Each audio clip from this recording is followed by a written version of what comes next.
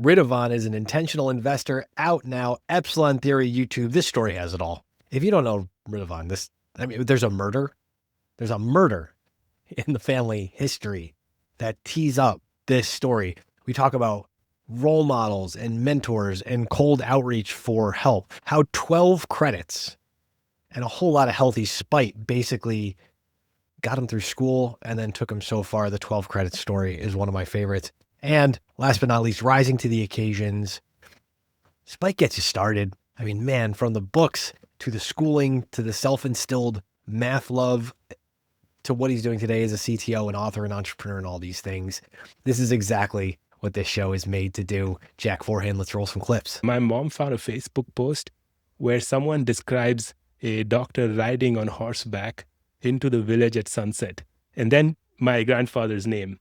And it can't be anyone else, because in a 200-kilometer radius, there were no real doctors. And at one point, they even tried to kill him because he took away business of sorts. But long story short, there was no ambulance, so he would have to ride from perhaps 50 kilometers to another village. These guys get greedy at some point, say, okay, well, if we kill these two, then we get everything. And the idea was they want to kill both of them. But when they show up, there was an emergency. My grandfather was out and they murdered my grandmother. And I hate that, right? I don't want anyone telling me what I can do. And so for me, it was just like, I don't know what was in the back of her head. Could have just been prejudiced and was like, yeah, I don't think you can do this. And that's the best thing you can tell a kid, right? Especially one that's ambitious and driven, because I'm going to prove you wrong and I'm going to prove you so wrong. Right? He's, I think, a vice president of the French Academy of Sciences today or something. He's big, right? There's absolutely no need for him to do this. Yeah. But it's so nice of him, right? And it was really again, one of those male role model moments where, once I found an excuse and I said, I'm not feeling well, I don't know what, and I skipped.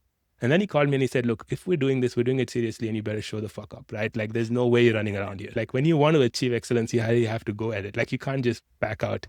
And I didn't blink. I looked at him in the eyes and I said, I haven't come here to, fuck Paris. I really not come here for this. I come here to learn math. My personal experience is spite gets you started, but doesn't keep you going. So say more. I knew you would have a non-Larry David negative angle on this. Say more about that. Spite definitely gets you started, right? So it tells you spite is not a very deep or uplifting emotion, right? It's just, but it's an excellent knee-jerk reaction. And so you start with that, and then hopefully you discover something that keeps you going, right? Because I think you need a much deeper fulfillment to go on that path, or whatever path you pick, right? You cannot do it with spite. Or if you do, it'll destroy you, right? I think the thing with spite is even if you win, you're still full of hatred, right? How is that solving anything? So you have to tap into something much deeper. Welcome to The Intentional Investor with Matt Zeigler, where he and his guests explore the intersection of investing and life, portfolio, and purpose. Nothing in this podcast is investment advice. Nothing in this podcast is advising you to buy or sell any security or to do anything with your money. Seriously, you should only act on investment advice from someone you know and who knows your unique situation. We are not that person. Matt Zeigler is a managing director at Sunpoint Investments, and the opinions expressed on this show do not necessarily reflect the opinions of Sunpoint Investments or of Second Foundation Partners. Securities discussed in the podcast may be holdings of Sunpoint Investments. You're watching The Intentional Investor right here on Epsilon Theory YouTube. This is the show where I take one of the smartest, most strategic thinkers that I know, and we figure out what the world did to them to make them this way, and in the good way. So this is about figuring out where their intentions that they're known for came from, and that's why we call it The Intentional Investor. Who's with me? Okay, word cloud this one out with me. Clue number one, I'm giving you Rita Moreno. Yes, West Side Story, EGOT, absolute baller. Rita's Italian Ice. I don't know if they have this over in India. It's a great snack, summery, but every season I have a hunch there's a Christmas flavor out there. And Rita Hayworth, Gilda Forever. Yeah, Wicked. I said it. Okay, clue number two. Rita. Keep Rita or Rita in your head for this. Clue number two. Madonna, Morrissey, Beyonce. This guest, also a one-named wonder. I'm just saying, that's a big hint here. And clue number three. My 90s hunter green, beautiful minivan. The A-Team van, still the coolest van ever. We all aspire for that. And the Mystery Machine. Zoink Scoob. Have you figured it out yet? Entrepreneur, investor, speaker, author of Data Impact. I know a little about this man, and I need to learn a whole lot more. It's Ritavan. Welcome to the show, Ritavan. Thanks, Matt. Great to be here. It is a pleasure to have you. Opening question. I feel like so much of this random BS culture that I'm throwing, I don't even know what's on your radar. So like Madonna and Beyonce have made it there, if not Morrissey, right? Yeah, so no, it's true. Actually, I have just one name, and it's not, it's not a Northern or a stage name. It goes back 2 generations in the family, and my grandfather was part of a social reform movement, and yeah, for some context, right, the last name emerged a couple hundred years ago as taxation was standardized as kind of administration grew beyond just a couple of villages or a couple of towns, and you couldn't just be Matt, son of someone, and so it was very often the profession. I guess you see that in English names, in German names, in French names. So you'd have Miller and whatever, right? And what happened in India was you had a similar phenomenon, and the profession got tied with the community, the ethnicity, the religion, and all of that, and that makes discrimination quite easy. And so it also ended up during the colonial period making discrimination worse. And so so back to my grandfather and his and several people in his generation who just dropped their last name, sort of with the idealism that you treat every individual, every human being as an individual and not as part of a community. So you don't discriminate against them. And I still believe in that idealism. And so I'm sticking it out with one name. I love it. And I love it for that story because now grandfather, his kids, your parents, did they completely, has everybody in the generational legacy held onto this same ideal? So actually my mom and her older brother both have just one name, and so far so good, and I don't have any siblings, so it's just me. So it's just you. Okay, so mom and older brother stuck with the one name thing too. And how rare is that in India? I think it's quite rare because you have regions where people so what happens is every generation, the last name of the kid becomes the first name of the dad. So you have that happen quite a bit. And you have a bit of, what you have a bit in South America too, where the last names of the family names of the mom and dad get hyphenated. I think they're similar kind of stuff. It's very different, I guess, by region, but in my case, it's just very simple, one name, that's all. Okay, what was grandfather, what's he doing? We're just going to go all the way back in the history books on your family, because this is, if you want to hear the more updated stuff, you can hear Ritavan talking to Bogomil Baranowski, Guy Spear. We'll link to some of these other episodes. They left this whole chunk of his life, and I'm just really curious to unpack this. So what was your grandfather doing? What was? Yes, I never got to meet him actually. So he died unfortunately 2 years before I was born. I didn't get to meet any of my grandparents.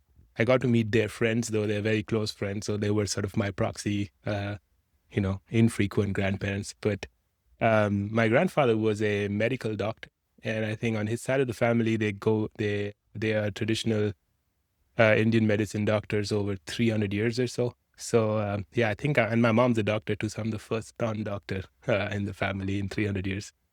Way to break the streak. It was only 300 years strong. Yeah. And weirdly, my grandma's mom was also a doctor back, a lady in India, in South Asia back then, during colonial times in the early 1900s as a gynecologist in Northwest and, what's it today in Pakistan, so Lahore. But it's crazy. A lot of doctors everywhere. My God, All right, we're going to jump back a generation in a second, but was there pressure on you to be a doctor growing up because of the legacy? Not at all, actually. I even sat down once with my mom as a teenager and I was like, why did you become a doctor? And she said something like she saw a dad sort of, heal and help people. And I think that really got her fired up as a kid, and just seeing, the amount of goodwill he could generate. That was one thing. And the second thing was at some point she was like, I didn't like math. And so, I couldn't go towards sort of, towards physics or whatever, engineering and stuff. And so, I rather went towards medicine. And that was a bit of a chip on the shoulder. And I was like, okay, it can't happen to me.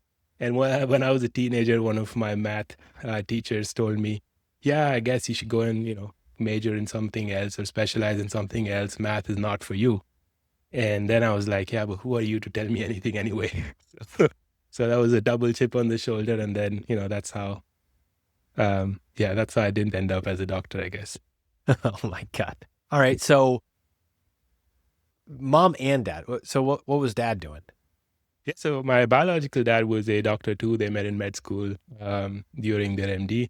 But then they separated pretty early on when I was a couple of years old. So I don't have, I didn't choose to be in touch with him. I don't know, never felt the need. So I was a single mom's happy single child. And then I'm, much later, my mom met my stepdad, and he's just a gem of a person. And he's thankfully not a doctor too. So that's nice. It's nice to have some non-doctors in the family Exactly. discourse. Okay, you mentioned you met some of your grandfather's friends. Is this just because like neighborhood, city, community friends, or how do you meet his friends? So so my grandfather actually was born on the southeastern coast of India, and ended up going to school in the at the foothills of the Himalayas in the north.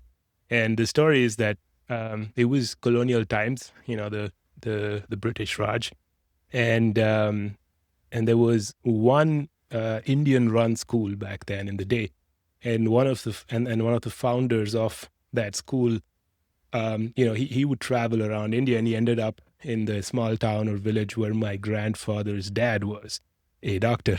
And at one of the speeches he gave at one of the events, so my grandfather's dad was kind of taken by by his vision, by what he's speaking about, and then he goes up to this man at the end and says, "Hey, how can I be of use, of support, whatever? I believe in your ideas." And he said, "Send one of your children to my school." And so this 8-year-old, so then this 8-year-old kid basically. My grandfather, 8-8-year-old or so kid, kind of goes, from one end of the subcontinent to the other. And it would be, I guess, in the US, something like going from the east to the west coast or something like that, right? It's like, it's bigger, it's a very big distance. And then he goes to school there and spends most of his childhood. And it's not, those are not the days where you can hop on to a budget airline flight and fly home for every vacation. So he spent most of his time there and made very good friends. And so those are the people who I got to meet and sort of hear stories from and stuff. That's incredible. That's absolutely incredible. How did you learn the story of his life? Was it from your mom, or did it come to you in some other way? You mean my grandfather's story? Yeah. Yeah, no, I think very much from my mom, and also from those other people, right? So I would get snippets as a kid when I would ask them and want to know, because they were very fond. I think they had very deep friendships, I guess, just before he passed away of Parkinson's, he told my mom, and he spoke about one of his best friends, and he said, "When I'm gone, he will be me for you," right? So I think it was very, very profound, and no blood relations. I think what that really taught me as a kid was, and I was just discussing this with my wife a couple of days ago at dinner, that I think blood relations are the most obvious, but also one of the weakest forms of family and relationship. I think things go so much deeper. But you have to experience it. I think you have to have the trust, the openness to try it out, and then you just discover amazing stuff. I completely feel the weight of that. The name drop, does it happen before or after he makes the big old journey across the country? When's that happen to him? I think that happens later. Yeah. Yeah. Okay. So, it feels like it would. Doesn't feel right. like that's a 17-year-old decision. Yeah. No. That happened much later. Yeah, exactly. Like I think when he graduated as a doctor, I guess around that time. And yeah. But when he said name drop, I was thinking of something very different. But yeah, I know what you mean. I can understand why. Okay. So your mom grows up in this house with him as like I'm assuming a successful doctor. Is it? No, How do I think about this? You chose to go down this rabbit hole. There are a lot of twists in this story. Okay, so all right, good. I've never spoken about this publicly, so it's a premiere. So what happened was like I said, my grandfather was from the southeast, but ended up studying in the north at the foothills of the Himalayas. My grandmother's family is from the northwest, so what is in Pakistan today, Lahore and the Punjab area. And so completely different region, completely different sort of language. It's like I always take the European example. It's like an Irish guy and a Bulgarian girl or something. Like it's as dramatic as that. And so her dad, who was not a doctor, thankfully, but who her mom was, and her mom died when she was very young anyway. So they end up moving to Delhi, which is the current capital of India. And so she goes to college there, and her dad happens to be part of the similar, sort of social reform movement that my grandfather and his dad were part of, or whatever, or were associated with. And so my grandfather, after graduating as a doctor, goes to his best friend, and they start a pharmacy / clinic, or they start a business together, and it's doing pretty good. And they had a teacher back in school, and when they graduated, he'd gone to him and said, "I'm very grateful for the education I got from you." And from what I remember, I think it wasn't that expensive. So it was very much a sort of mentor pupil kind of relationship, in sort of like in a lot of old traditions. And so he said, I want to thank you and show my gratitude. And the man was so smart. He said, "Yeah, right now I don't need anything, but I'll let you know when the time comes." And so so he kept that trump card Godfather close, game right there. right? I love it. Yeah. Yeah. No, but I guess when you I guess you get the right to your pound of flesh if you've been such a big part of someone's life. Anyway, so long story short, this young man goes with his friend to completely like a different region in the north. Started this business. They're doing this together, and then he gets a letter, and this guy says, it was his old teacher whom he had promised to someday, pay off in some way, and or thank, basically not Sure. pay off, but like more like thank him. And the guy writes a letter and says, "Look, I'm from this remote village in the middle of nowhere, and they don't really have good doctors there. So I'd like you to go and become the village doctor of that region." That is a request. Right. That is a request. So, but he gave his word, So then he packs up basically and goes to that place. He doesn't know anyone. Like he lands up there without knowing anyone, with probably a suitcase or two. And the first guy he meets entering the village is a man sitting near a well, sort of, having a shower. Like he just pulled out a bucket from the well and was just washing himself. And that's the proxy grandfather I actually got to spend my childhood with. So he became such a good friend of his, because the first man he meets in the village, and he just asked him for directions. He said, "Hey, I've been told to go in so and so place. Can you point me in the right direction?" And that guy, towards the end of his shower at the well, was moved in some way, and he recounted it, and he said, "Wait, hold on, I will take you there." And that's how the friendship started, and they were very close. But anyway, so this man ends up there, and he's like the village doctor, and it's good you asked, because it's very hard to piece together some of these stories, right? And just a couple of years ago, my mom found a Facebook post where someone describes a doctor riding on horseback into the village at sunset, and then my grandfather's name. And it can't be anyone else, because in that, in a 200-kilometer radius, there were no real doctors. You had a lot of quacks and, snake oil salesmen kind of people. And at one point, they even tried to kill him because he took away business of sorts. But long story short, he had 2 motorbikes and 1 mare, like 1 horse, and he would ride from, for emergencies. He there was no ambulance, so he would have to ride from, perhaps 50 kilometers to another village. And so that description was so, and then, it speaks about how the dogs wake up, start barking, the lights come on, people step out and they say, okay, it's the village doctor, and then they welcome him to their home or whatever. And so I think, there are enough pieces of evidence that I tried to piece together to sort of build this picture. But of course, I never got, these are not firsthand accounts from the person, right? So he wasn't there. So yeah, another question is, how do they meet, right? So he ends up going to the capital to give some talk, and then my grandma's dad is there, and he says, "Wow, this man is brilliant. It'd be nice if, I introduce him to my daughter." And he refuses flat out. He said, "I live in the middle of nowhere. I'm not going to get married, because if we get married, we'll have kids. If we have kids, there are no schools. So we're not going to go down that path." So he was a bit in monk mode, I guess, at that point. And so my grandfather's dad goes home and tells his daughter, "Hey, I just met this amazing guy, and it's unfortunate, but he doesn't want to get married right now." And since my grandma had died, my grandma's mom had died. My grandma was a bit in a Cinderella kind of situation with her aunts, right? So it was a dad's money, but then she was in her home, but not really treated properly. And so that would have been a ticket for her to get out of there and start a new life. And so then she writes a letter to my grandfather saying, that's really selfish of you, without even knowing what I'm going through, to make that decision unilaterally. And then they meet and they meet, and he tears up and he says, yeah, it was very selfish and you're a nice person. And that's how they get married. And they, they start a mini hospital in that village. The outpatient, they had an outpatient of 100 patients a day or something, just 2 people and 1 pharmacist. Have you ever been? Does the mini hospital still exist? No. So it actually ends pretty badly. So Oh no. what happened was that they got a lot of land gifted because, land wasn't that valuable. A lot of the big farmers had a lot of land.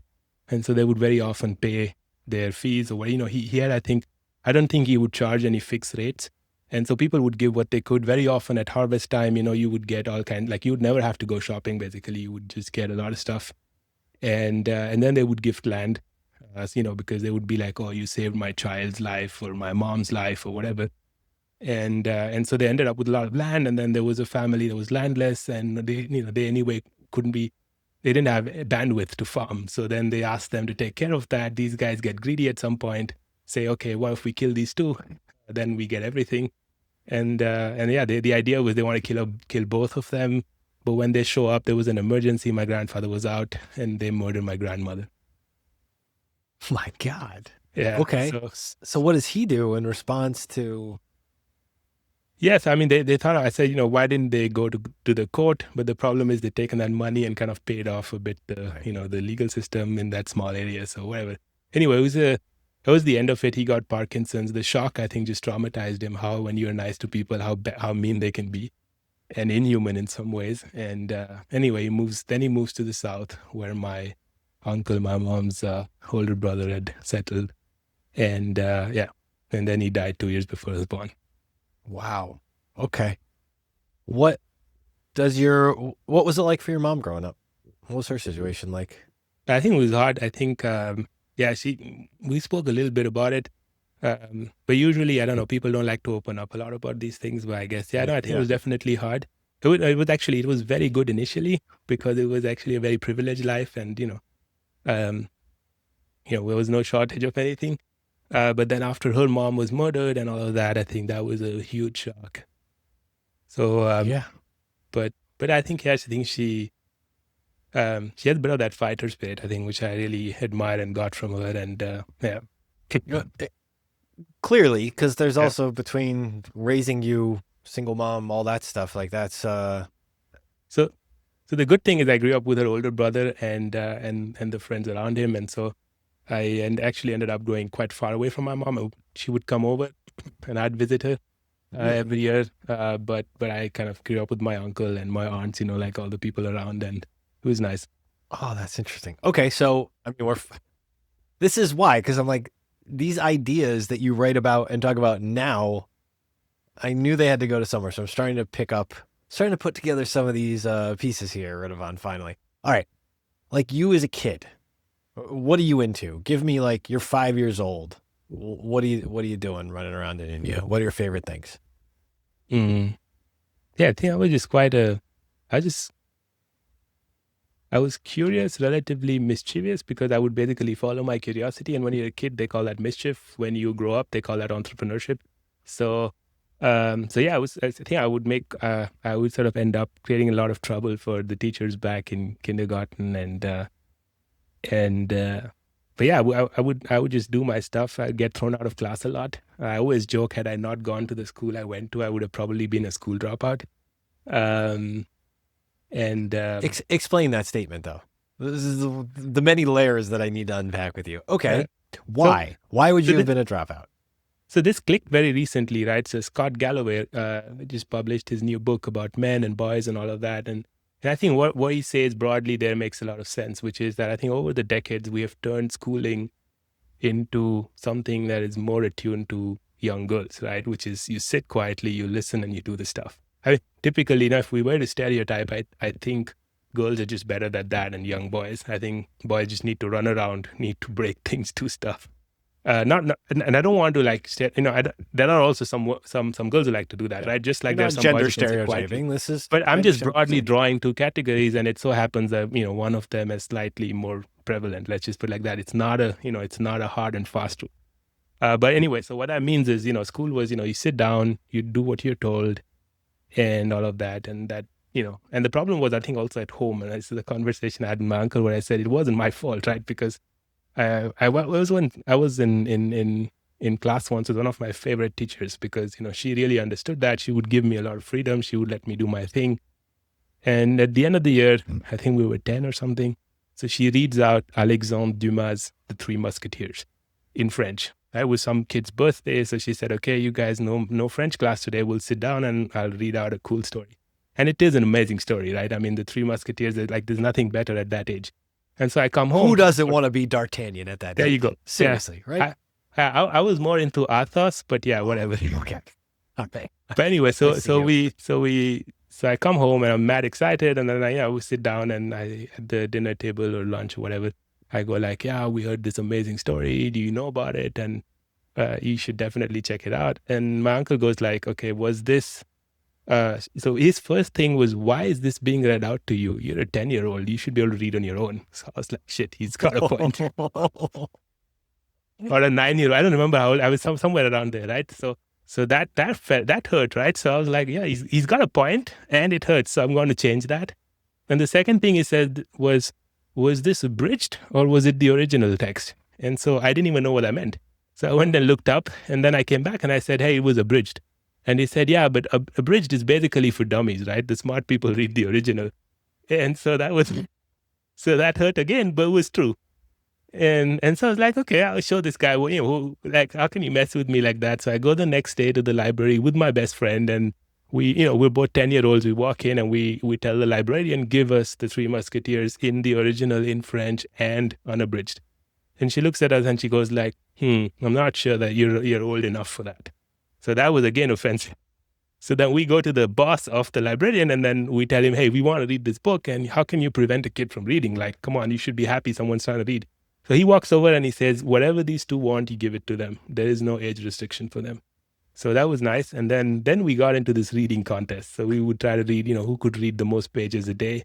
And we read through all 3 volumes, and then we jumped to the, to the what's called the Count of Monte Cristo, but it's actually 3 volumes, and there are 2 more in between. So I mean, Dumas has written a lot. And this friend then goes on to outread me. Like, initially we're pretty competitive. At some point, I kind of lose interest and do other stuff, and he goes on to read. And today, he's like a commissioning editor at one of the top publishers. So he really went down that path. Okay, this is incredible on all sorts of levels here. So the librarian tries to block you from getting access to the books. The appeal to the library boss, because you're like 10. Let's just say you're 10. How did you know to go over her head in the moment? How'd that happen? It's the logical thing, right? Like, so the moment you will face resistance, right? At that point, you need to ask yourself, okay, how do I get rid of that resistance? If you think it's the right thing to do, right? And she wasn't happy about it. There's no doubt. Like, No. We were kind of looked at in a weird way for many years after that. But again, these are all things people forget. Like now, no one's going to remember this. But these are the small things that shape you as a kid, right? The reading contest with the friend too. Do you guys decide, like, I'm going to read more pages than you? Is it that kind of a contest? Yeah, it's Do you just remember the like, structure? you don't want the other person spoiling your read, right? So it's it's survival. You want to make sure it's like, these were our Formula One cars. We're just trying to outdrive each other. That's all. What, besides like Dumas, like, were there any other, did you fall in love with anybody else or get obsessed with anybody else at that age? No, we read a lot of other authors too. I mean, in terms of the trilogies, I think there's Tolkien, right? And Tolkien has, has one's, stuff before the Lord of the Rings, after, like, there's a whole range of stuff, right? But yeah, I think within a few years of that, I kind of got that math insult thing. And so then I got into math. So I was reading much more of, math and science stuff than literature, but. Well, let's jump to that. So the reading kick, I'm now getting a better understanding of the mischief thread as it follows you through this story. Tell the math insulting story. I know you kind of told it before. What's like the actual whole story? Is it just the teacher was like, "What are you doing?" Yeah, I think it's just our prejudice, right? I mean, you have a lot of teachers who they just think, and I think they evolved, right? I think now if I were to probably meet this person again and speak with her, she'd probably be like, "Yeah, I was immature," and I guess that's what a lot of like um, when you have a classroom of kids looking up to you, I think you feel you can just you feel you're God, right? And you can say what you want, and I hate that, right? I don't want anyone telling me what I can do. And so for me, it was just like, I don't know what was in the back of her head. Could have just been prejudiced and was like, yeah, I don't think you can do this. And that's the best thing you can tell a kid, right? Especially one that's ambitious and driven, because I'm going to prove you wrong, and I'm going to prove you so wrong, right? And I did. So, it was so it really hit me in grad school, right? So then I, lot of steps in between, but I end up at this elite math research institute in Paris with a full scholarship. And I start chatting with my classmates about how they got into math. And, it was things, I just, sort of the typical story would be, that, I don't know, they went to church and they heard rhythms in the church bell as a kid or something like that. It was a very positive, very nice, cool stories. And for me, it was like, I just want to show the finger to my teacher, right? What? Okay, we're gonna get to Paris. I have another question though. From how many languages are you speaking at this point? Like 10, 12 years old? How many languages are you up to? I'd say about 5. Okay, list them off. So English, French, German. So English, how French, German? How's German happen? And yeah, you're gonna have to explain all these because this is just fascinating in my mind. Yeah, so my mom wasn't there, right? So I was like, one of my uncle's friends, who's a German lady, she would take care of me, like, sort of in the evening, she'd get me from sports, and then, have dinner together, and then all of that. And so she taught me, so, she had a very interesting story of her own, but like the question in front of her was, what language should I speak with this kid? Because she was a German teacher for German as a foreign language at the French lycée in the city. And so she could speak to me in English, in German, or in French. And then she said, yeah, German is my mother tongue, and I'm a German teacher, so I may just speak in German with this guy. And so I had French in kindergarten and Sanskrit. And then I'd come home, Sanskrit's a bit like the Latin or Greek of Indian languages. So it's a very sort of an old language. It's not that active, really. And very codified, very interesting from a computer science perspective, but extremely codified. Anyway, so I'd come home and, I'd speak in French, and my uncle would speak with me in French, and she would speak with me in German, my aunt. And so that's how I ended up speaking German at home. And otherwise, I had to learn Hindi, which was my mother tongue. So like the language I speak my mother with. And then, I'd pick up a bit of a couple other Indian languages from my classmates, but mainly swear words and some slang. The important stuff. Right? Yeah, exactly. That's the important stuff. Yeah. Okay. So does the math thing, like, what are we talking here? Are you like advanced trig at like 16 or something? Or what's the curve of math? And I guess I'm asking this too, because I feel like there's a pretty rigid maths curriculum that you go through in the United States. This was all self-learning, right? I think if there were a rigid curriculum, I wouldn't have enjoyed it. I think it was a lot of it was a lot of personal self-exploration, right? Like, it was really like exploring a new continent. So I would pick whatever I wanted, and I would end up, very often I think I picked up a calculus book when I 2 years before they would have taught it in class. And so a lot of people, some people would sneer at me and be like, who does he think this guy is? And he's too young to read this. Other people would be like, yeah, whatever. And, you just do your thing, I guess. So it was fun. It was a lot of curious exploration. That's why I think I didn't have the formal foundations very often, but I had to plug the gaps. You can't have everything, you have to. No, you got to learn the swear words in your buddy's language before you fill in, the personal stories. All right. Are there teachers? Are there people as you're picking up these books? Are there adults that you're going to? A lot, yeah. Okay. So, who? Not a lot of people, but I would say a big influence. So there are a couple of teachers, I reach out to. They're nice, and I think that's important, right? I think this, again, back to Scott Galloway and young men. I think you need male role models as a young boy growing up, right? And I got a lot of those, right, through teachers in different forms. And you look back, every human is flawed, and then you need to have the maturity to look at them and yourself and be like, yeah, we're all flawed in different ways. But the point is to look at what's good in them, right? And then you try to learn that. And everyone has something nice. Everyone has a spike, right? Has something nice about them. And you try to learn that, and you try to, you try to grow that in yourself when you see it fit. And so there were several such teachers, and they were, they would encourage me and also challenge me, right? And be like, okay, you want to do this, fine.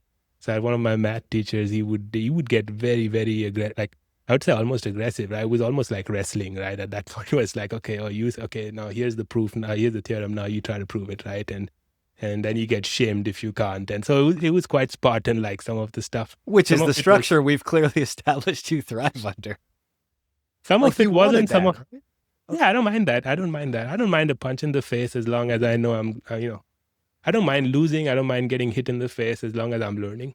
I don't like to hit people in the face, I guess, but that's what I realized during boxing once, because I was doing judo, and then I had to for some reason 1 year do boxing, and I would just deflect the punches, but I just don't like the idea of punching someone in the face. I just find that too crude.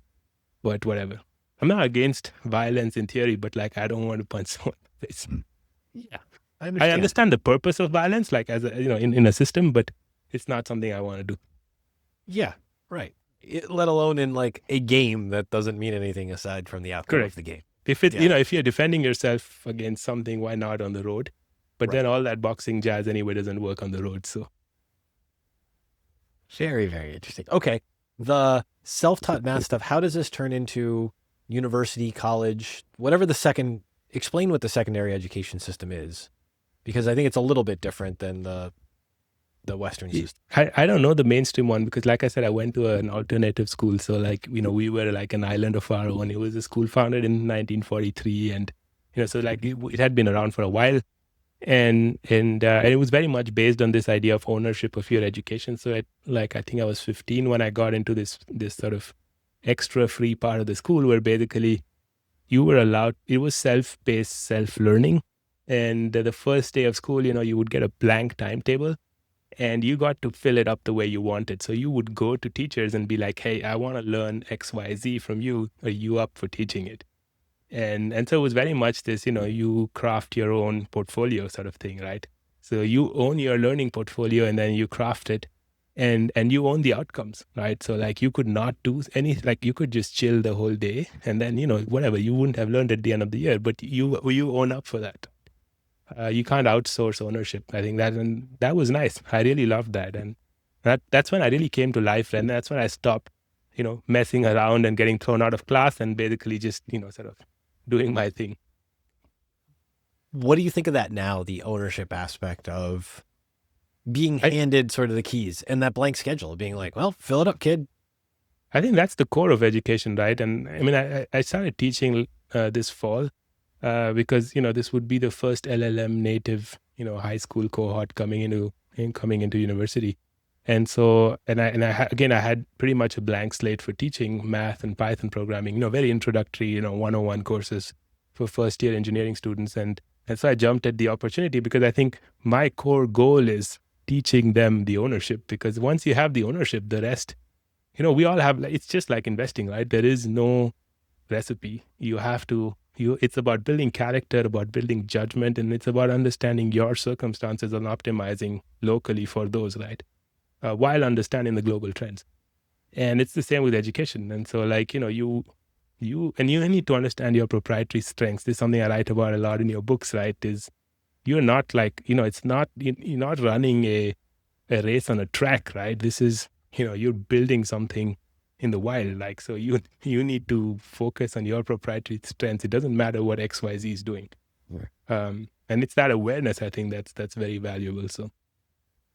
Yeah, and you have to start honing that from... You have to hone it, exactly. You just keep practicing. It's like these stories of Buffett, I think as a teenager, starting to buy stocks or whatever. Like you just have to start early, and you have to keep trying. You have to keep experimenting and learning, and it's this kind of reinforcing feedback loop where when you learn something external to yourself, it helps you understand you better. Like so it's this internal, external kind of repeat, iteration and compounding that really leads to growth. And I think the sooner you get this started, and the more vigorously and the more passionately you kind of turn this flywheel, the better.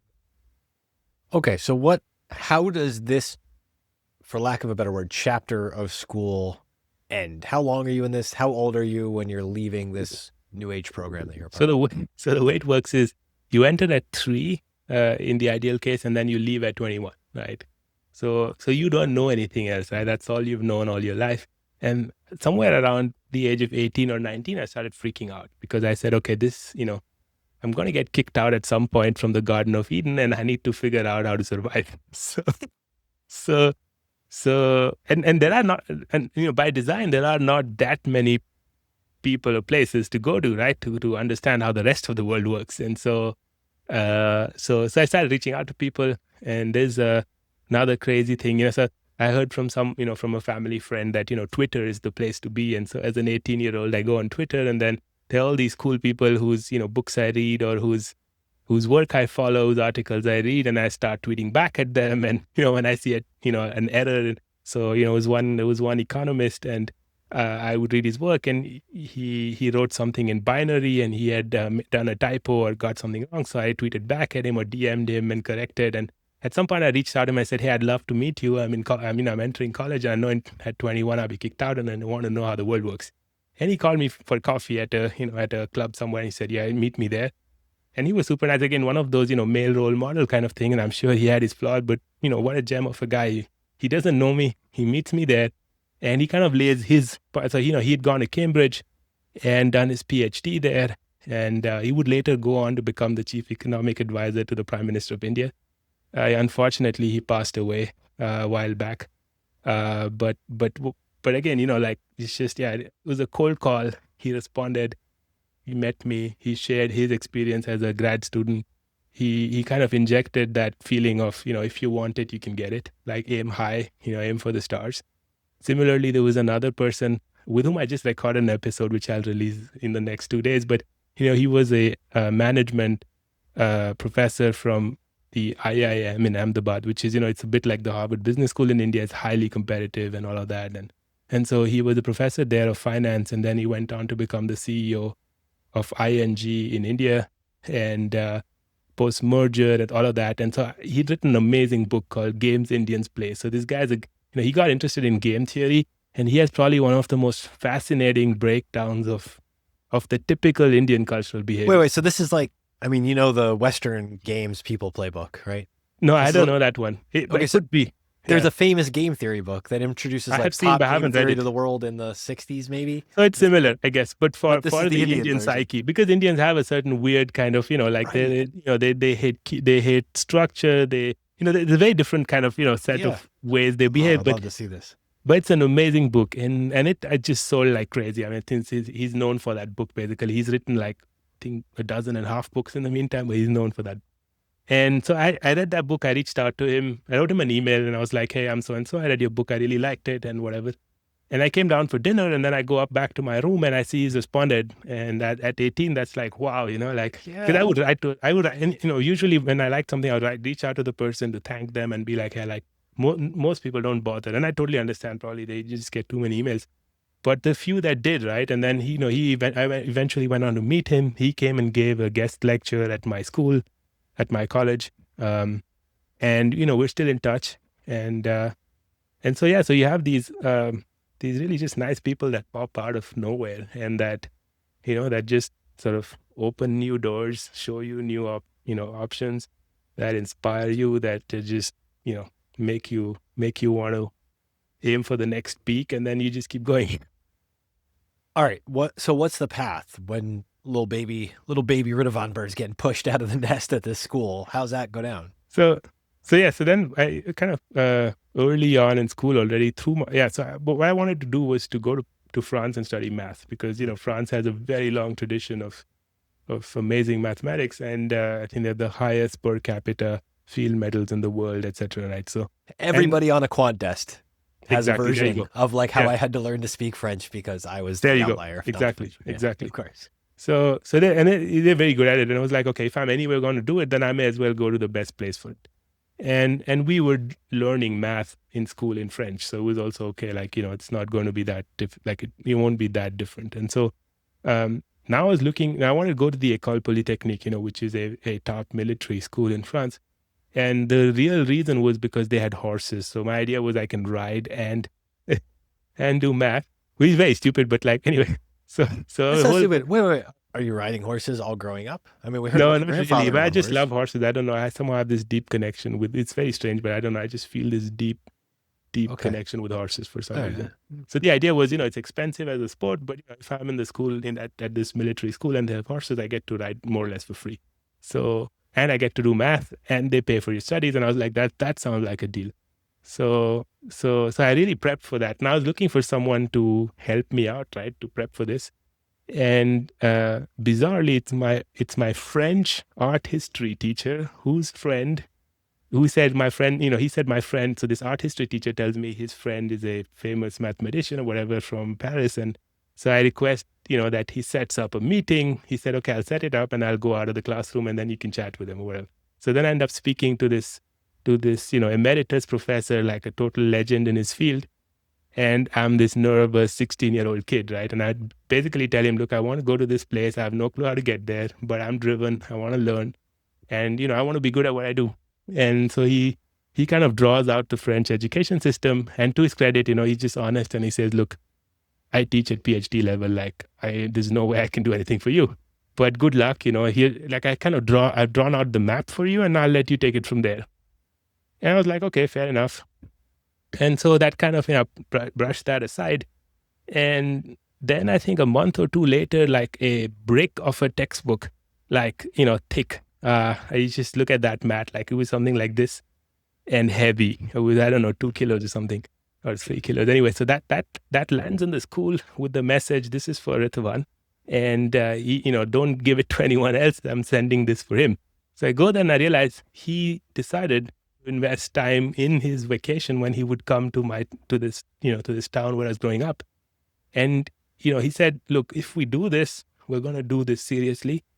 Whenever I'm here, you're going to show up every alternate day for at least an hour and you're going to solve math problems from this textbook. And it was his vacation, right? I mean, there's no need for him to do that. And he's like, he's I think a vice president of the French Academy of Sciences today or something. Like, he's like big, right? There's absolutely no need for him to do this. Yeah. But it's so nice of him, right? And it was really like, again, one of those male role model moments where, he's and for me, it was like once I signed up a year in, I wanted to go and, I don't know, do whatever teenagers like to do. And I didn't want to go to his place and do an hour of math problems. And once I found an excuse and I said, I'm not feeling well, I don't know what, and I skipped.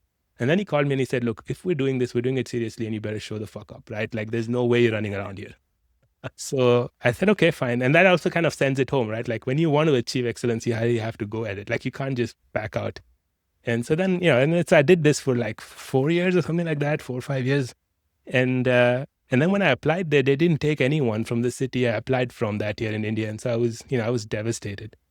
And I thought it was the end of the world. I think the first time, I wouldn't perhaps say like, I wouldn't say suicide, but it was pretty dark. Let's just put it like that. It was mad devastating because I said, okay, all my dreams are gone now, right? Because I've been like hustling and prepping and whatnot for years for this to get good enough.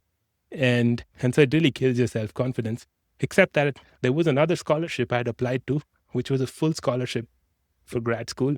And and this mentor had told me, feel free to apply, but there's no way you'll get it. Mm-hmm. And so the day I got this midweek or early in the week, and I was doing an internship at one of the top stats institutes in India on campus, and I was coming home to my parents' place in Delhi. And I took the tube. I got home. My mom's like, dinner's ready. Come to the table. I wash my hands, and then I hear a ping on my tab. So I had this Samsung tablet back then. And I just go to check, like, who's sending me emails now? And there's this email from Paris saying, you've been awarded this full scholarship to math at the École Normale Supérieure de Cachan. And I was like, what is this? Is this scam? Is this like, is this someone trying to scam me or whatever? So then I come back and check. I start forwarding that email to my mentor, to other people in France that I know. And I was like, is this legit? What is this? And they all go like, dude, you hit the jackpot, there's like, so then I go and look it up, and they have a Wikipedia page. So it says, like that the École Normale Supérieure de Cachan is a bit like the MIT of France or whatever, so like it's very elite, top institute, etc.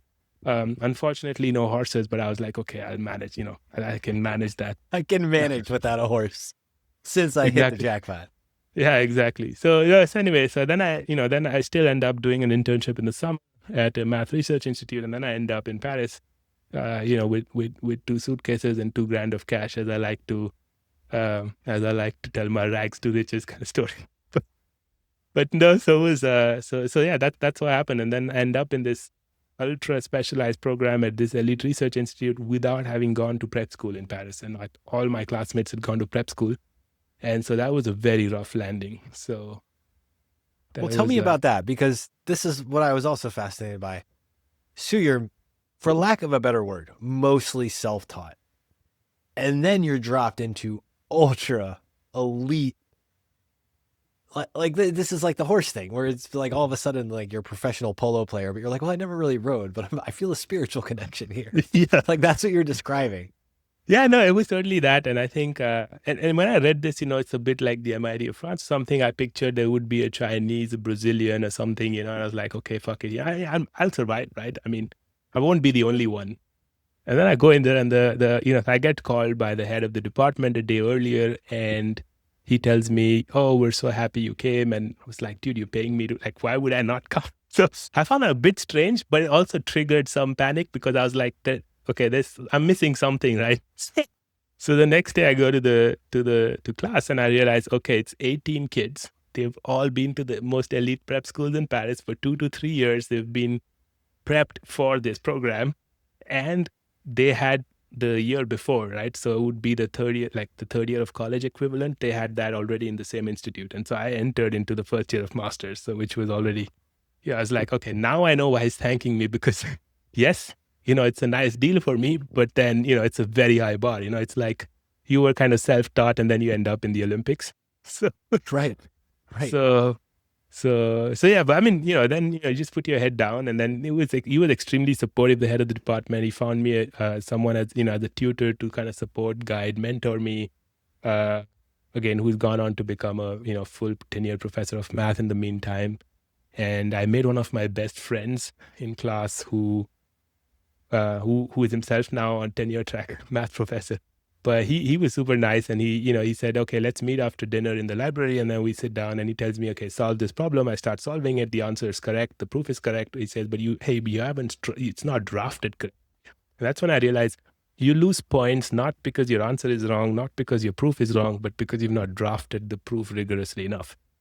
And then, then after sort of doing this a couple of times, he said, okay, you're clearly not stupid, right? Like, you know this stuff, like, or you can, you know how to think.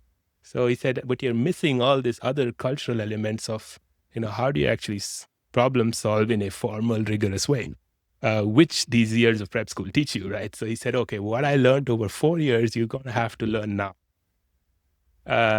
So you have to be very selective at that point. You can't. Yeah. Can you handle this? Yeah, you can't just you cannot just curiously explore. So my whole self-learning phase was a long phase of many years of, exploration on my own, at my own pace. And now suddenly it's a very different kind of game. But, it's a game, right? You got to learn how to play it. And once you map that out and you figure out, okay, what are the constraints? What am I playing for? What's the goal? The goal is to graduate, to complete the first year successfully. And the stakes were very high. So I think for me, there was no doubt about what to do, because somewhere at the end of the first semester, with just the first set of exams at the end of the midterm, of the first semester, I had 0 credits, right? So like I hadn't got any courses cleared. And so the head of the math department called me to his office, and he says, look, you're a nice kid, you're smart, etc., but you just don't have the prerequisites for this. And so, you still have a full year of funding. Why don't you enjoy Paris and explore Paris? And then you start a master's again in the fall. And I didn't blink. I didn't bat an eyelid. I looked at him in the eyes and I said, I haven't come here to, fuck Paris. I really not come here for this. I come here to learn math. And I don't care about that city. I don't give a damn. I say it could be in Timbuktu, right? Like, for all I care. I really don't care where it is. It could be in the middle of the desert for all I care. I really don't care. And so, I said, like, okay, I'm going to fight this one. I'm going to give it my all. I don't know what's going to come out of this, but I'm going to fight it to my best possible. And yeah, so it was a, to cut a very long story short, it was a character building year. It was intense. I think I took one Sunday off in the whole year, and then after hustling through the summer with I did a master thesis, I did an internship, I did a research thesis, I did a whole range of things, and at the end I end up in his office and I'm 12 credits short, right? So there was one key course in the second semester. He said, if you don't clear that, I can't help you, because it was a huge 12 credit course, and it was quite a prestigious one. Like, it wasn't an easy walkover kind of one. So he said, if you clear that. So I cleared that. I just cleared that just at just at 50%, whatever the bar was. So I cleared that. That already established some credibility. It was like, okay, this guy's serious. And by the end, I walked in and I said, look, I did whatever I could. I have zero shame. I fought this tooth and nail. I'm 12 credits short. And I said, okay, look, you can throw me out now. I've done whatever I could. I have zero regrets, whatever, I'm ready to face my destiny. And he said, okay, let me check. So he picks up the phone. He starts calling the profs one by one to tally the grades that I told him for the courses. And once they confirm, he puts the phone down and he says, look, son, I, as the director of the math department, have with my discretion, in certain cases, I'm allowed to, if you have extra grades in a certain course, like, I can flatten it out, meaning if you, let's say, failed a course by 1 point and you earned 5 points in another course, they can take 1 point from there and move it to that course, So basically, they can flatten your grades a bit. And so he says, I can do that up to 12 credits. And he said, I have never seen someone, fight this out like this, and I'm glad you did. And so I'm going to exercise my discretion. And then with that, I was 0.1 points away from the lowest level of distinction. So that was funny. It would have been hilarious had I got it with distinction also. So then the next year was with basic level of distinction. And so that I got the rest of my degree fine, but just the first year was a rough landing. Wow. Okay. So the rest of the degree, we'll start moving quicker now, because you've talked about some of this before. How's school end? How do you find the first job out of school? So this is 2016, the year Brexit happened. My goal was to go to London and to become a quant hedge fund trader. That was it. And I was like, I'm going to do it for the rest of my life. And then no one's hiring that year in London because of Brexit. And so then I started applying all over the place, everything from a dating startup to, a large insurer to a travel, behemoth. And long story short, I end up taking up a job in an American hedge fund trading power in Berlin. That's how I moved to Germany. And so don't end up going to London. So the Berlin story, this is the one where you what was it? You don't know what a megawatt is? Is this the story? Can you tell the story? I think this is great. Yeah, they were trading. So it was an American commodities hedge fund / trade or whatever. And they were trading a whole range of commodities and energy. And I was on the I interviewed for the short-term power trading desk. And I was a math graduate. And, I said, I don't even know what a megawatt is, but, you still want to talk to me? And they said, yeah, but you're a smart guy and you'll figure it out. And I was like, yeah, that sounds like my life. Let's do it. So then I end up there, and within I think 2 months or 2 months or so, the senior trader that kind of taught me trading ends up quitting, and he takes half the team with him. And so very quickly I end up being the second most senior guy on the desk, during my probation period. So again, it was those amazing opportunities to rise, to own up, to learn, to deliver, and then end up hiring a lot of the boys who I think were still there now trading. And so that was really a fun, formative experience. And again, the CEO of the German of business was just such an amazing father figure, and really, again, a male role model. And again, you have these people, they just keep coming out of nowhere. And it's like something special, right? They just come out of nowhere. They help you in that phase in your life, become a better person.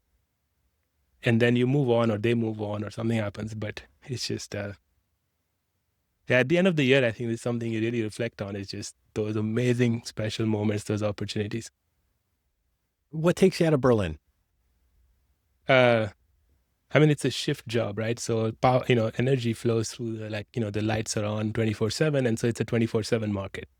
And it's a short-term delivery-oriented market. So I think a lot of people who are trading paper don't understand that. So you have to take it into delivery, and it's physical atoms that will flow in the grid. So it's a very different kind of business, and the short-term power business has very high stakes. So right at the outset, before you start trading, they let you know if you mess up and you do the equivalent, of a London whale kind of thing, right? Like at JP Morgan, you build a huge illiquid position or something like that. There is a risk the grid gets damaged. If that happens, SWAT teams are going to storm the office. You will be pulled out, handcuffed, and it'll be front page news. So just make it very clear. This is not, you don't go around. Not a prop shop in here. Yeah. No, you do have to do prop, right? That's how you make money. So you have to prop, but with responsibility. Right. The risk parameter on top of that. The stakes are high. The stakes are very high. So it was a very intense job, and I ended up marrying my childhood sweetheart that year, and she moves to Berlin, and I wanted to move into systematic trading. Like I wanted to build algorithms that do the trading. I didn't want to manually, because we had a quantamental approach. So we had quantitative models, we had fundamental models, we'd look at a whole range of stuff, but it was still discretionary in the sense that, it was a human decision, and I wanted to build more of a systematic thing. And they weren't ready to do it that year. 2 years later, they ended up investing big in it. Now I think they're one of the top, most technologically driven shops, I think, in Europe now. But at that point they weren't ready, but I wanted to move on. And so, and I ended up via headhunter, interviewing at a company in Munich. And then, fell in love with the city at first sight, and thankfully my wife too. And so we've been here since. Amazing. Okay. Childhood sweetheart. This was another one that it's like, okay. You get me into big trouble, Matt. Yeah. Well, I'm not going to get you into too big of trouble, but I am really intrigued. Like, childhood sweetheart, how far back into childhood does this go? Yeah, so the same school that I was speaking about. So she was in my class, and I think she was the polar opposite, right? So she was that good girl with the good grades, always loved by all the teachers type of thing. So yeah, I guess they're very. So you just keep this bond from school into professional life? It's a very fraught one, right? In the sense of it's a lot of life. That's a lot of life and compressed life with the year that you went through alone. And it's a very different personalities, I think, and I think that's partly for me the strength of the relationship, really. But yeah, it's very different person. It's a lot of friction. That's like a lot of day-to-day friction for the little things, right? Because it's so different. But yeah, no, I think we were kind of on and off a lot in school. And then we didn't speak for 2 years, and then we met again, and then we're like, okay, it's time now. Do this. Yeah, let's do this. It's a wonderful thing. So Munich is home now. Correct. And tell us about what you're doing today. So actually, again, this will be a premiere. So this year I wrote Data Impact, my first book. It won an award. It's got a pretty good reception, got 5-star reviews all over on Amazon. And a lot of the feedback was, and which is quite heartwarming, which was, you got us hungry, now serve us the main course. And so there was a lot of question from readers. And I myself grew thanks to a lot of the things I read, thought about, and sort of compounded on this year.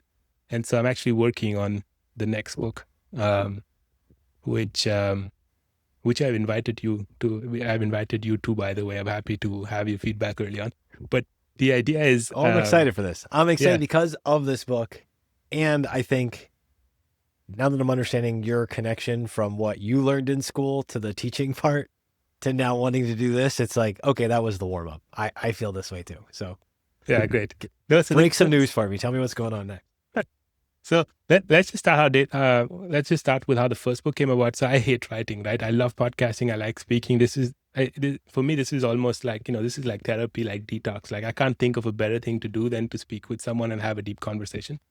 And I was doing that all the time, right? So I would meet people for dinner, and then we'd speak for 3 hours about a whole range of stuff and learn and whatever.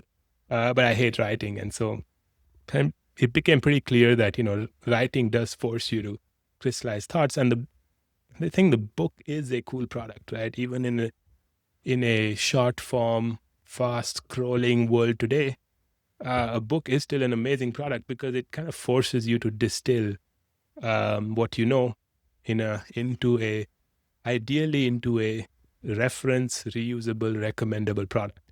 And Rob Fitzpatrick is sort of one who popularized this, and that kind of got me thinking along those lines. And the idea was, okay, how do I take what I have to say and not just sort of put it together in a readable way, in a way that gets someone to read it to the end, and such that it's useful for them. And I had a lot of so the story I think it was Michael Lewis, right, with his first book where he was really annoyed with Wall Street, and then he Liar's Poker. Liar's Poker, correct. That was, I think, the Solomon Brothers thing. Yep. And then he went on to write a lot of books, but I think his first thing was, my industry is messed up and I need to write about it, kind of thing.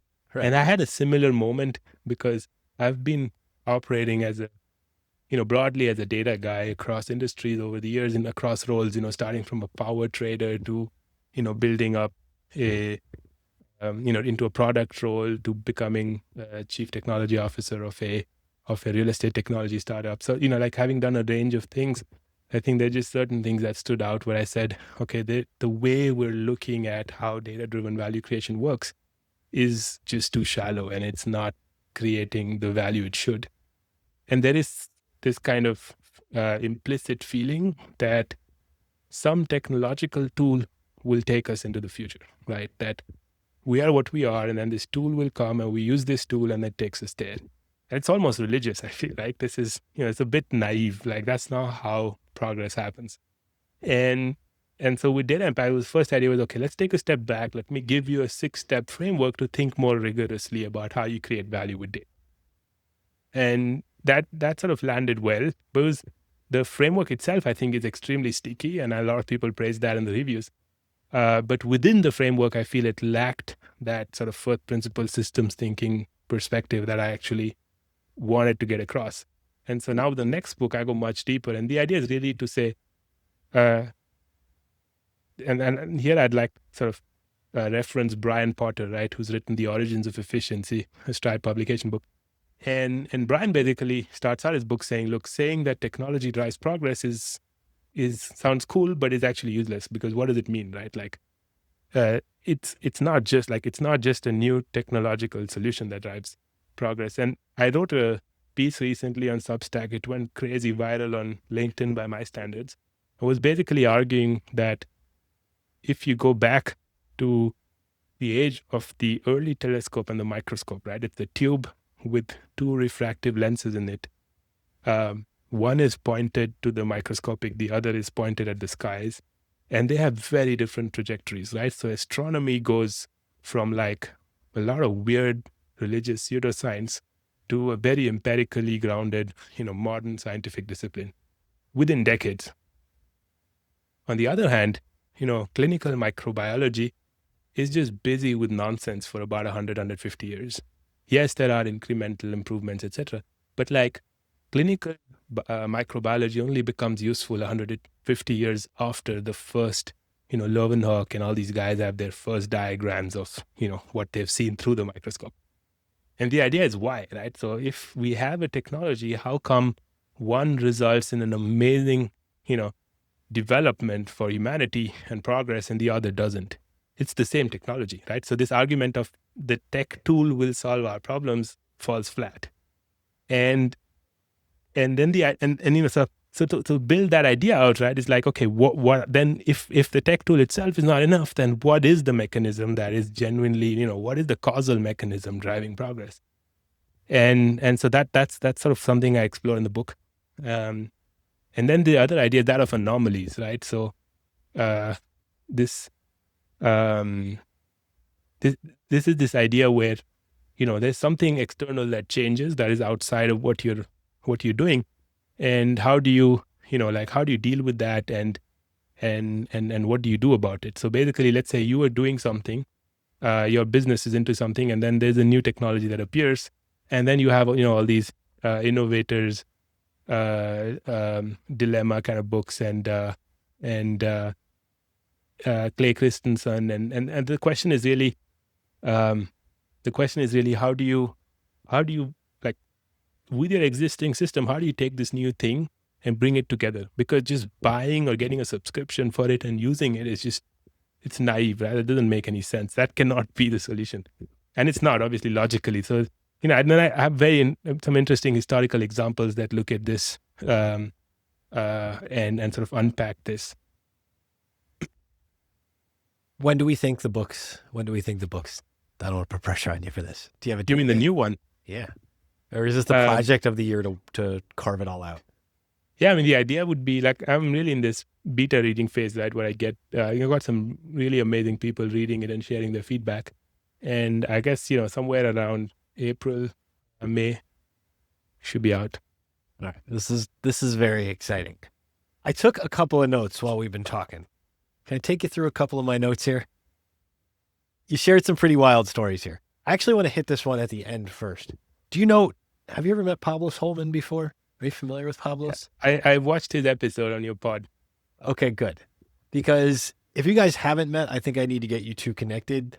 The inventors and artists and the relationship between them both over time and how we use that to invent the future is I will long have Pablos's metaphor stuck in my head. Have you checked out his book yet, Deep Future? No, but I will, and I'd love to be introduced. I'd take you on that offer. We're gonna make that happen. Okay, I want to go back through a couple of these things. You were talking about that story with the math is not for you teacher. And I feel like this just shows up over and over again. Are you familiar with, there's a wonderful piece of American culture called Curb Your Enthusiasm. Have you ever seen or heard of Curb Your Enthusiasm? No. The great Larry David. Okay. So there's a principle introduced in one of the episodes of a spite store, which is the main character, Larry David of Seinfeld fame, starts a store just basically out of spite for the neighboring store.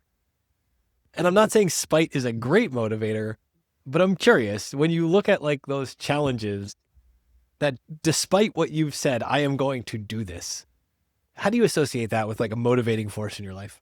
Yes, so my personal experience is spite gets you started, but doesn't keep you going. So say more. I knew you would have a non-Larry David negative angle on this. Say more about that. Spite definitely gets you started, right? So it tells you, that's a in the spur moment decision, and spite is not spite is not a very deep or uplifting emotion, right? It's just but it's an excellent knee-jerk reaction, and so you start with that, and then hopefully you discover something that keeps you going, right? Because I think you need a much deeper fulfillment to go on that path, and or whatever path you pick, right? You cannot do it with spite, or if you do, it'll destroy you, right? So you have a lot of these, revenge books, right? Like in literature, you have these real life stories where people do something out of spite or revenge or hatred. It doesn't end well. Like it's just, even, as someone said, I forget who it was, but someone said, it's like the problem with the rat race is even when you win, you're still a rat. I think the thing with spite is even if you win, you're still full of hatred, right? How is that solving anything? So you have to tap into something much deeper. I think it's a Seth Godinism. It's the worst part about winning the race to zero is that you get to zero. All right. The letter to become the doctor in the remote village. If you got a letter that was somehow pledged to you, or you felt pledged by your younger self to go to some remote village, we're going to put Ritavan on the moon. Do you answer that letter? How do you associate? Can you put yourself in your grandfather's shoes? I think that's the question. I wouldn't. I try not to make these kind of pledges. I think that's the learning generationally. Yes. Important. Yeah, I think his teacher was an amazing guy, though, in many ways, right? I mean, there's no doubt about that. But it's just that you have to feel it, right? I think that's the thing, right? Like if I pledge something to someone, let's say I pledge something to my wife or someone, that you have to believe in that relationship and you have to invest in that relationship. And then that question goes away, right? Because, hey, you didn't pledge out of nowhere. You pledged out of a deep feeling and a deep conviction about something. And so if that is there, then this question of how would you react to that situation does not even arise. And so if I did pledge something, then I would follow through. Because there's a much deeper reason for it. It's not like it dropped out of the sky, right? You don't take these... it's not like you go to Las Vegas and get married kind of mistakes, right? This is something you do very seriously. Nobody's coming to Las Vegas from India to get married, let alone from. No, but I mean, I think Munich. in Europe it's Denmark, I think, Sure, and it's in the Denmark US I've heard it's Las Vegas. And That's right. I've actually met real people who shared stories of how they actually got married there, and then they ran into trouble later in life. Well, that's why you got to get Elvis to do the ceremony, I've been told. So, mischief as a kid, entrepreneur as an adult. You still feeling that? Are you a mischievous entrepreneur? Is that something that's common to you? I feel like it. Yeah, I think sort of. Yeah, very much. I guess that does not go away. Yeah, you just have to find a. You just have to find a way to make it work. And then that's it. I think that spirit has not gone. I think that's very fundamental to me in many ways. It's this unfettered curiosity and sort of taking a path, and then you meet people on the way. I would try to box that in, right? Because I clearly am a bit of a misfit in many ways, and I was in these corporate roles, and I would try to, box it in and be like, no, it's okay. But, it suffocates you at some point. And then, I was on Guy Spears' podcast, and then Guy said, just follow your curiosity. And I was like, damn right, now I will yet. I mean, you just need that external validation. And again, Guy's someone I've never met, right? I read his book. His book inspired me in so many deep ways, right, around just being a better human being. And then, I sent him a copy of the book, never thought I'd get a response. And then, it ends up in Omaha, end up on his pod. It's just such an amazing story. I never met the person. I never met him in person, right? And yet, so much magic happened. Same with a common friend with Bogumil, right? Like I've never met in person. And I think that's the beauty of this, right? You can do it today. You couldn't have done it 100 years ago or even 20, 30 years ago. Absolutely. Like there is no remote village in meeting the people that you want to meet online because there's no niche is too small when the internet gives us access. All right. I want to ask you about the, always the original, never the abridged. Have you stuck with that for the rest of life? I say this and I'm laughing about this because I too had a similar moment of, we had some of the abridged things around, or you'd go on vacation and there'd be the abridged version on the shelf. And I was raised by 2 generations of English teachers to your multiple generations of doctors. I feel you. Yeah. So it was that's the little kid version basically. And then that gets in your head. But at the same time, I'll go into an old hotel or something and they'll have an abridged version of whatever, Wuthering Heights or something. And I'm like, I still have a soft spot for some of these abridged versions. How do you feel about that today? Just go for the original? So in terms of literature, actually, unfortunately, I don't read any, I very rarely read fiction, right? So I read a lot of nonfiction, and there I think abridged does not make sense. I think the fundamental question of abridged versus non-abridged, I would frame it this way, is now it's much easier, especially in the age of LLMs, right, to just prompt and get enough high-level information to then commit to going deeper. And so, love that.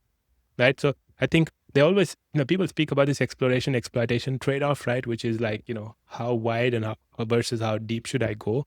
And I think today that bottleneck is slowly going away. You can go as wide as you want before you decide to go as deep as you want, right? Because you can go much wider than you could just because it's possible today.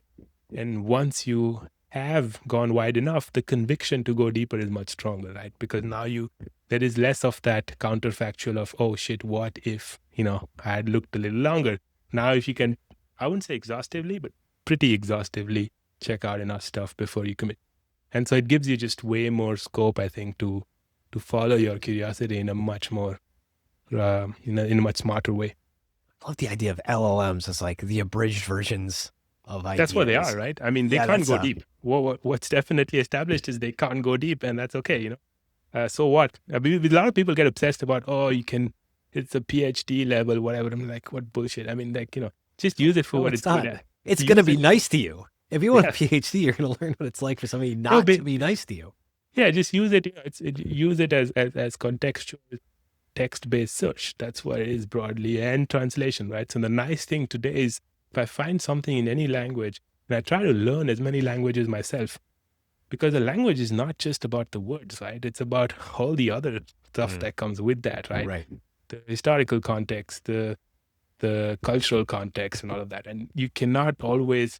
There's a lot of tacit knowledge, right? The stuff that cannot be put into words that comes with any language and comes with any discipline, any domain.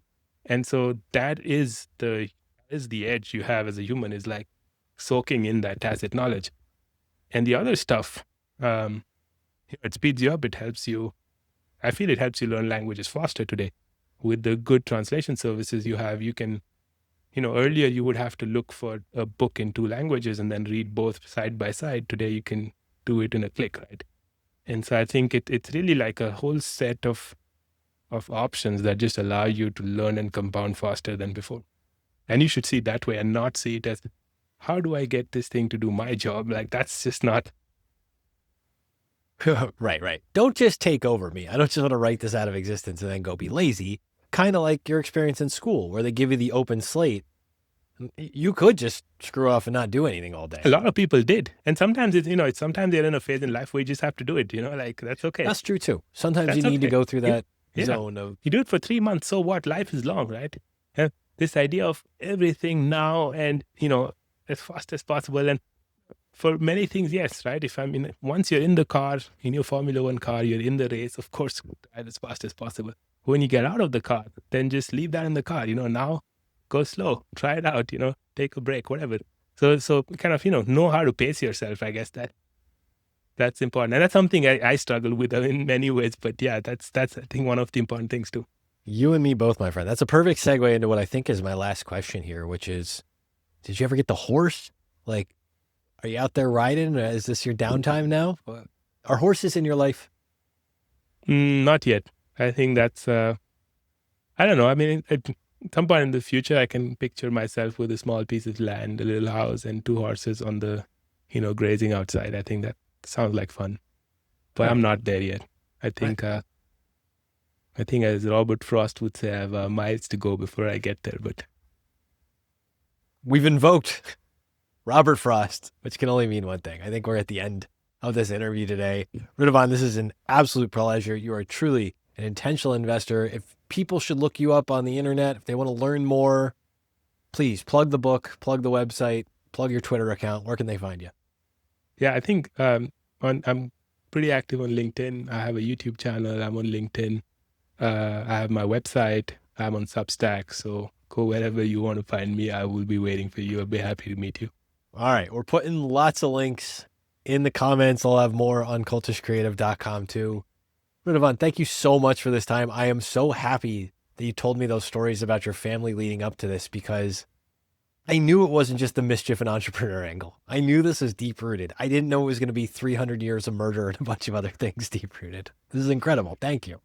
Yeah, Matt, I've never opened up about this, and so it's strange to do it, but I think it was, I really enjoyed it. And it's the first time I think I told this story without tearing up, because it is an intense story. Deeply intense. I'm excited in all the healthy and good ways to share this with some people. I can't wait for people to watch it. If you like these stories, subscribe, leave a comment below. I'm Matt Zeigler. You're watching The Intentional Investor on Epsilon Theory, and we are out. Thanks for tuning in. Be sure to like, share, and subscribe wherever you're watching The Intentional Investor so more people can find our show. You can follow Matt directly at cultishcreative.com or at cultishcreative on Twitter. For more great content at the intersection of investing and life, check out epsilontheory.com or at Epsilon Theory on Twitter.